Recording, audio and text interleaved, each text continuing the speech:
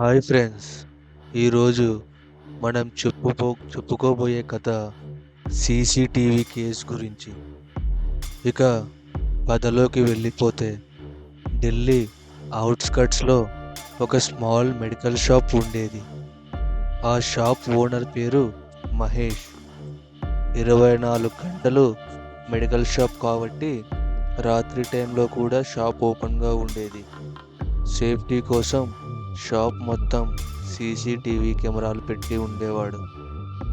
ఒకరోజు చాలా వర్షం పడుతున్న రాత్రి, టైము ఎగ్జాక్ట్గా 2:17 అవుతోంది. రాత్రి షాప్ బెల్ సడన్గా మోగింది. మహేష్ కౌంటర్ నుండి తల పైకెత్తి డోర్ వైపు చూశాడు. డోర్ దగ్గర ఒక మనిషి నిల్చొని ఉన్నాడు. తెల్ల షర్ట్ వేసుకొని, నల్ల ప్యాంట్ వేసుకొని, మొత్తం వర్షంలో తడిసిపోయాడు. కానీ అతని ఫేస్లో ఒక విచిత్రమైన నవ్వు ఉంది. అది మామూలుగా నవ్వుతున్నట్టు కాదు, చాలా పెద్దగా, చాలా భయంకరంగా ఉంది. అసలు కళ్ళు కూడా ఆర్పట్లేదు. మహేష్ నార్మల్గా "ఏం కావాలి సార్" అని అడిగాడు. ఆ మనిషి రిప్లై ఇవ్వలేదు, జస్ట్ నవ్వుతూనే ఉన్నాడు. కొన్ని సెకండ్స్ తర్వాత స్లోగా షాప్ లోపలికి నడిచాడు. కానీ షాకింగ్ ఏంటంటే, అతను నడుస్తుంటే ఫుట్ స్టెప్స్ సౌండ్ కూడా రావట్లేదు. మహేష్కి కొంచెం భయం స్టార్ట్ అయ్యింది. "సార్, ఏం కావాలి?" అని మళ్ళీ అడిగాడు. ఆ మనిషి కౌంటర్ దగ్గరికి వచ్చి చాలా మెల్లగా, "నా వైఫ్ని చూసారా?" అని అడిగాడు. మహేష్ కన్ఫ్యూజ్ అయ్యాడు. "లేదు సార్" అని అన్నాడు. అప్పుడు ఆ మనిషి నవ్వు ఇంకా పెద్దగా అయ్యింది. తర్వాత మళ్ళీ, "మరి నా వైఫ్ ఎక్కడ ఉంది?" అని అన్నాడు. ఆ వాయిస్ వినగానే మహేష్కి గూస్ బంప్స్ వచ్చాయి. ఎందుకంటే షాప్ మొత్తం ఖాళీగా ఉంది. అతను ఒక్కడే ఉన్నాడు. సడన్గా లైట్స్ బ్లింక్ అయ్యాయి. సీసీటీవీ మానిటర్ సరిగ్గా గ్లిచ్ అయినట్టు కనిపిస్తోంది. షాప్ మొత్తం ఒక సెకండ్ వరకు చీకటి అయిపోయింది.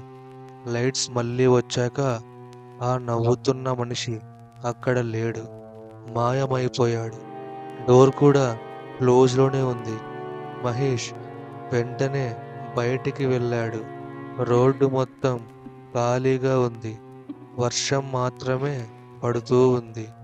మరుసటి రోజు పొద్దున్నే మహేష్ సీసీటీవీ ఫుటేజ్ ఓపెన్ చేసి చూశాడు. ఆ ఫుటేజ్ చూసి మహేష్ షాక్ అయ్యాడు. 2:17 టైంలో షాప్ డోర్ ఆటోమేటిక్గా ఓపెన్ అయ్యింది. కానీ కెమెరాలో ఎవ్వరూ కనపడట్లేదు. మహేష్ మాత్రం కౌంటర్ దగ్గర నిల్చొని ఎవరితోనో మాట్లాడుతున్నట్టు కనిపిస్తున్నాడు. కానీ అతని ముందు ఎవ్వరూ లేరు.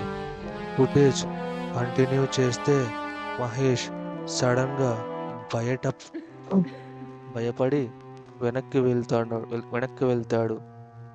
ఎగ్జాక్ట్లీ అతను షాప్లో చెప్పినట్లే. కానీ కెమెరాలో స్టిల్ అక్కడ ఎవ్వరూ లేరు.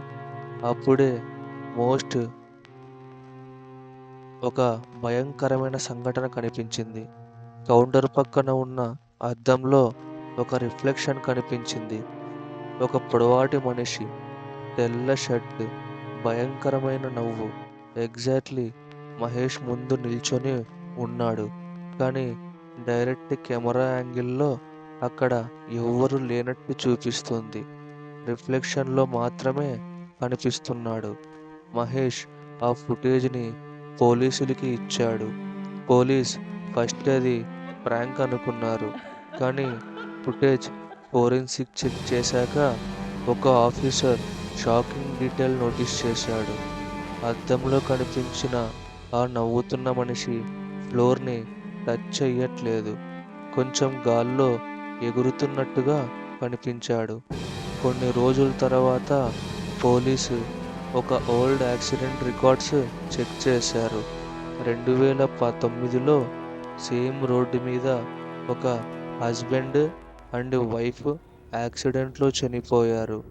విట్నెస్ చెప్పింది ఏంటంటే, యాక్సిడెంట్ ముందు ఆ హస్బెండ్ రోడ్డు మధ్యలో నిల్చొని ఇలానే వేడిగా నవ్వుతున్నాడు అని.